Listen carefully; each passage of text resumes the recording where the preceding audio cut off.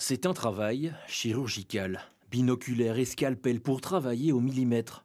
Ce Christ du XIVe siècle du trésor de la cathédrale de Liège, abîmé par des peintures successives. Fanny les enlève une à une, les 31 couches accumulées au fil de son histoire. En enlevant tout ce surplus de couches pour arriver à une couche plus ancienne et plus délicate, on récupère en fait toute la finesse de la sculpture qui est perdue. L'aspect après le traitement va être beaucoup plus proche de l'aspect d'origine que ce qu'il est maintenant.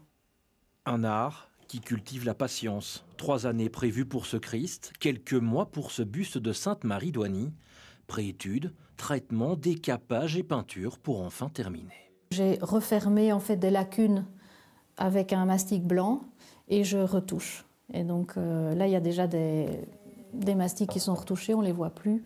On a plusieurs méthodes disponibles, c'est vraiment du cas par cas, on choisit. On veut mettre en valeur l'objet et son histoire tel qu'il nous est parvenu, mais pas refaire quelque chose de nouveau.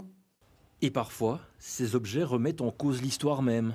Ces échasses du XVIIIe siècle appartiennent à la confrérie des Mélans, l'une des 2 confréries reconnues des échasseurs namurois, mais leur restauration est venue tout changer. On avait remarqué que là où il manquait un peu de peinture, on voyait des couches en dessous. Et en fait, on se rend compte qu'on n'a pas du tout les couleurs actuelles des confréries des chasseurs namurois. On a peut-être oublié qu'il y en avait différentes manières qui appartenaient peut-être à des sous-groupes des confréries. Ou, bon, voilà, ça, c'est la recherche qui est un peu à mener maintenant à partir de là.